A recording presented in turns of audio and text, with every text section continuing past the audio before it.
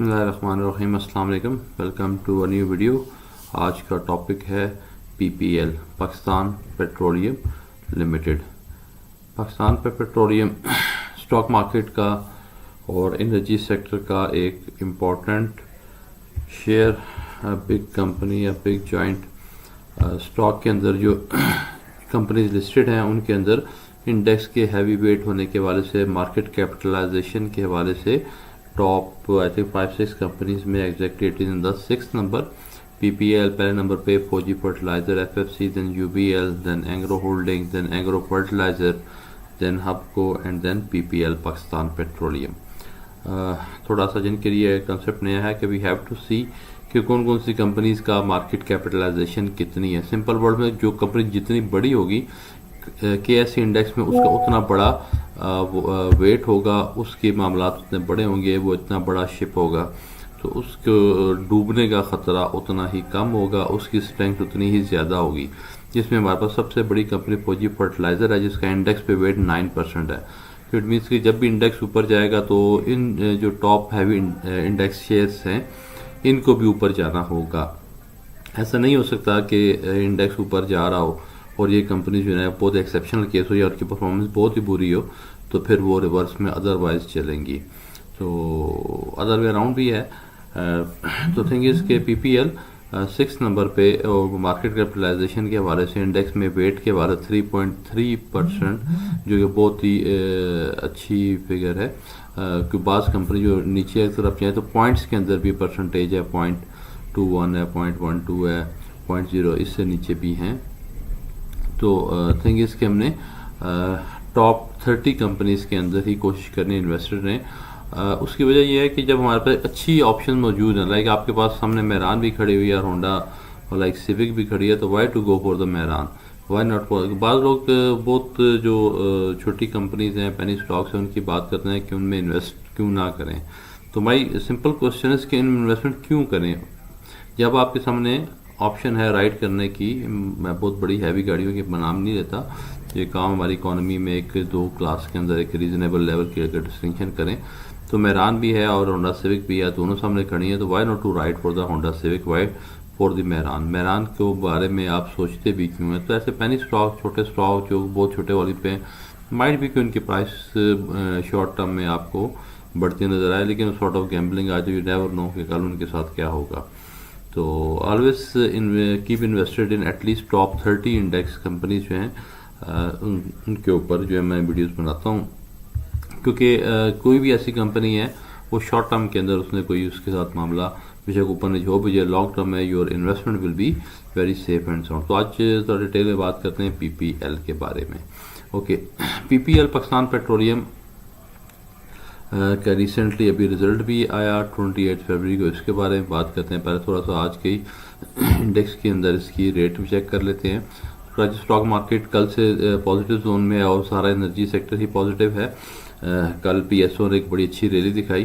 तो पीपीएल इस टाइम 186.39 के ऊपर आज का रेट, ₹1.72 अभी तक का इजाफा हुआ है। सुबह का it's around 10:16 AM early morning है, मार्केट का स्टार्ट है, पर स्टार्ट से ही अच्छा वॉल्यूम में 1.6 मिलियन शेयर्स का इसके अंदर काम हो चुका हुआ है।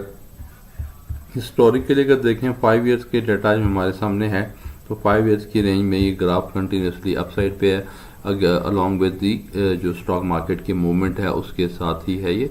और 5 साल पहले की जो हमारे पास फिगर है मार्च 12 2020 की, एग्जैक्टली 5 ईयर्स बैक, उस टाइम इसकी 92 रुपीज़ प्राइस थी और अगर इसको हम डबल करें तो 180 से भी क्रॉस करके हाई तो इसने बना दिया 216 रुपये का, 52 वीक्स हाई बनाया। तो 5 सालों में इसकी परफॉर्मेंस एज पर दी बेंचमार्क के 100% से ऊपर इसने रिटर्न दिए।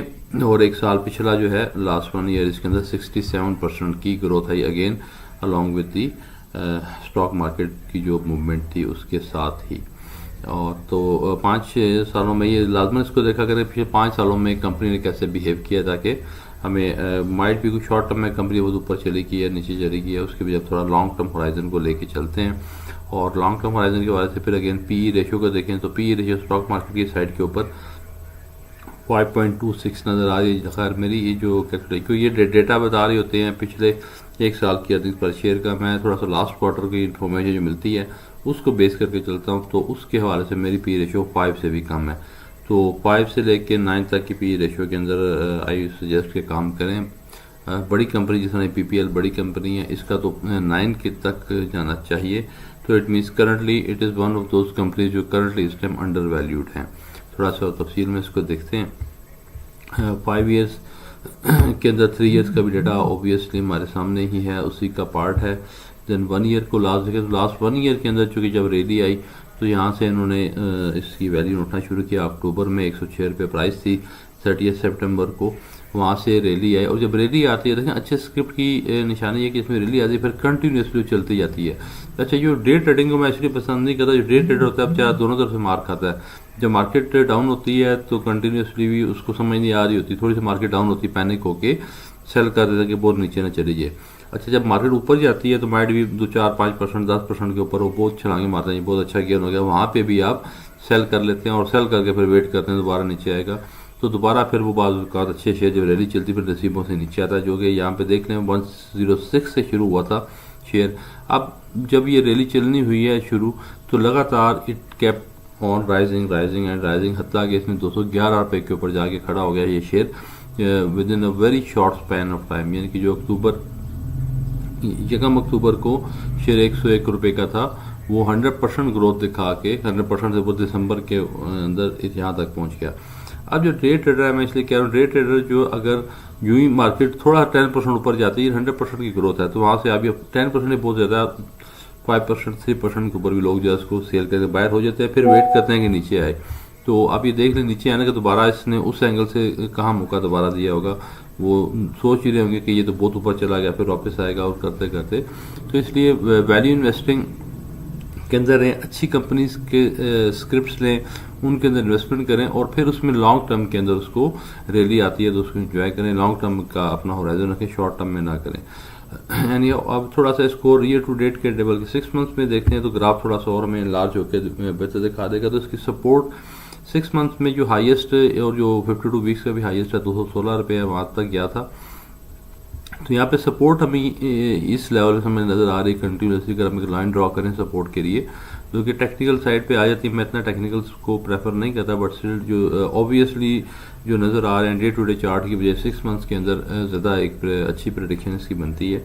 तो इसकी बॉटम लाइन बनी थी 174, जो कि 10 दिसंबर को उसने टच किया, फिर ऊपर जाके वापस जो आ रही है फरवरी 6 को भी 167 को टच किया, फिर वहाँ से ऊपर गया। देन अगेन फिर मार्च 5 को 171, तो ये 170s के अराउंड जो है ये यहाँ से सपोर्ट कंटिन्यूसली आ रही है, फिर अप साइड ही है।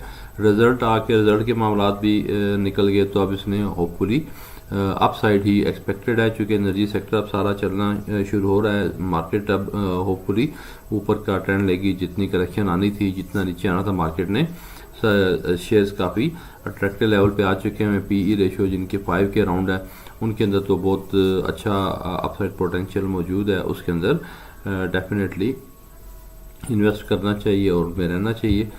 थोड़ा सा इसकी और तफसील में आते हैं, प्रोफाइल में चेक करते हैं। तो प्रोफाइल ये पीपीएल देखें, इस सच बिग जॉइंट पुरानी कंपनी में से Pakistan PPL limited was incorporated in 1950, यानी 1950। पाकिस्तान की उम्र के साथ साथ की उम्र है, और चूँकि ऑयल एक्सप्लोरेशन, गैस एक्सप्लोरेशन और डेवलपमेंट के सेक्टर में काम कर रहे हैं, तो obviously it's always a very lucrative sector. इसके मामला हमेशा ही बहुत इनकरेजिंग रहे। इक्विटी प्रोफाइल में इसकी मार्केट कैपिटलाइजेशन देखें तो यहाँ पे फिगर्स कैलकुलेशन ख़त्म हो जाती हैं, क्योंकि ये 507 बिलियन रुपीज़ का कैपिटल नज़र आ रहा है, जो कि बहुत बड़ी फिगर है।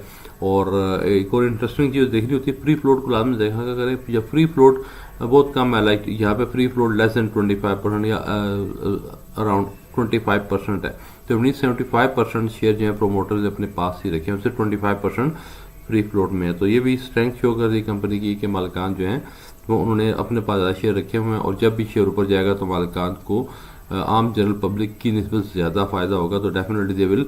और जब इतनी मार्केट कैपिटलाइजेशन होती है तो दे हैव ह्यूज फंड्स, और गवर्नमेंट ऑफ पाकिस्तान की भी इसमें ज़रा फंडिंग होती है, तो उसको मैनिपुलेशन करने का उनको ज़्यादा मौका मिलता है। और डेफिनेटली इंडेक्स को उठाने के लिए इसके मामलात को इस तरह मैनेज किया जाता है कि इंडेक्स के ऊपर इसका पॉजिटिव इम्पैक्ट आए।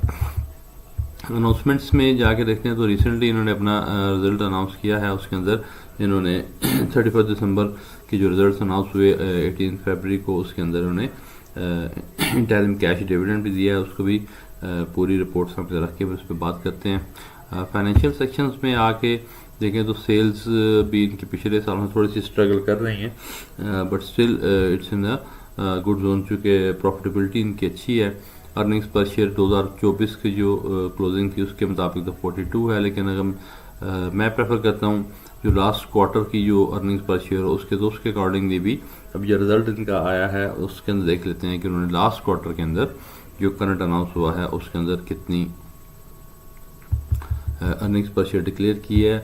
मार्जिन के हवाले से बहुत अच्छी कंपनी के 65% इनका ग्रॉस प्रॉफिट मार्जिन है लास्ट 2024 का, और net profit margin 39%। Earning per share की ग्रोथ भी बहुत अच्छी है। तो overall it's a very good, rather one of the few companies इतना अच्छा ग्रॉस प्रॉफिट और नेट प्रॉफिट मार्जिन बहुत ही कम कंपनीज का होता है। तो अच्छी स्टेबल स्ट्रॉन्ग कंपनी है इन्वेस्टमेंट्स के हवाले से।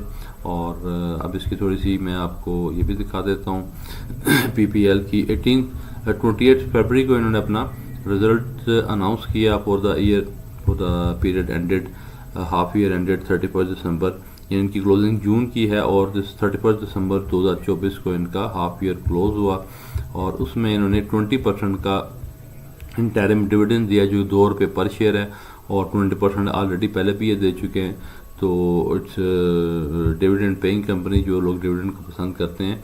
तो उन्होंने अच्छा उसमें डेट्स का भी है, चूँकि आज हम 12 मार्च को ये वीडियो बना रहे हैं, और इन्होंने जो डेट यहाँ पे दी हुई हैं उसके अकॉर्डिंगली उसकी जो लास्ट डेट है वो हमारे सामने है, वो 30 मार्च का। इसमें ये देख लें कि अब आज यानी कि जो शेयर लोग बाय करेंगे उनका नाम उस हवाले से गैस कर नहीं आएगा, क्योंकि the share transfer books of company will remain close from February for Friday 14 मार्च। तो 14 मार्च से इनकी बुक्स क्लोज हो जाएंगी। तो अब इनका एक्स का टाइम आ गया है। तो जिन्होंने ये शेयर्स लेने हैं और उनके लिए इसमें देखने लिखा हुआ था dividend will be distributed to those members whose name appear in the register of the members of the company as at the close of business on 13 March. जो 13 मार्च को जिनका नाम उस पर लेंगे, आज अगर कोई बाय करेगा 12 तारीख को तो T+2 है, ट्रेडिंग डे से 2 दिन बाद रजिस्टर में नाम अपडेट होता है। तो इट मीन्स आज जो बाइंग करेगा उनका नाम 12 को ट्रांजेक्शन होगी, 2 दिन ऊपर जाके 14 तारीख को बुक्स के अंदर नाम आएगा, तो उनको ये डिविडेंड अवेल नहीं होगा। तो बल्कि आज जो लोग सेल कर देंगे वो शेयर को सेल भी कर सकते हैं और डिविडेंड भी उनको मिल जाएगा, क्योंकि जब 14 तारीख तक ये अपडेट होगा उससे पहले पहले ये शेयर आज जिनके पास शेयर जिन्होंने सेल करना है उनके पास उसकी शेयर होल्डिंग रहेगी। तो ये बहुत ज़्यादा कोई बड़ी अमाउंट नहीं है, लेकिन जो लोग फिर भी डिविडेंड को प्रेफर करते हैं उनके लिए ये एक इम्पॉर्टेंट इन्फॉर्मेशन है जिसका आपको पता होना चाहिए। नेक्स्ट टॉपिक हम इनकम स्ट्रीम पे आते हैं। हाफ ईयरली और क्वार्टरली की जो रिजल्ट्स हैं हमारे सामने, थोड़ा सा इसको जूम और कर लेते हैं। ओके, तो क्वार्टर एंडेड 31 दिसंबर और हाफ ईयर एंडेड 31 दिसंबर का डेटा हमारे सामने है। और बिजनेस एज पर यूजुअल है, लास्ट के मुताबिक थोड़ा सा सेल्स के अंदर इनकी रेवेन्यू के अंदर डिक्लाइन है, but still it's not very worry something. It's routine part of the business में साइकिल्स होते हैं, सीजन्स होते हैं, ऊपर भी जाते हैं नीचे भी जाते हैं, बट स्टिल क्योंकि अल्टीमेट चीज़ देखने की इनकी जो नेट प्रॉफिट है वो ठीक है, ग्रॉस प्रॉफिट मार्जिन ठीक है, नेट प्रॉफिट मार्जिन ठीक है, और अर्निंग्स पर शेयर इनकी लास्ट क्वार्टर की जो है वो 10 रुपीज़ है और 6 मंथ्स के लिए 18.71 है। तो almost business as per usual इनका चल रहा है, ना कोई सडन राइज है ना सडन फॉल है। तो 10 रुपये के मुताबिक इनकी PS 40 रुपीज़ बन रही है, और PE रेशियो इनकी अट्रैक्टिव जोन के अंदर है। तो gross profit net profit margin अच्छे हैं, और EPS अर्निंग पर शेयर भी अच्छी बन रही है 40 रुपीज़ की, और चूँकि उसकी प्राइस के हवाले से इनका एक अट्रैक्टिव जोन में। बैलेंस शीट को भी हम देख लेते हैं, उसमें एसेट्स में लास्ट ऑडिटेड 30 जून 2024 की फिगर हैं और दिसंबर 2024 की।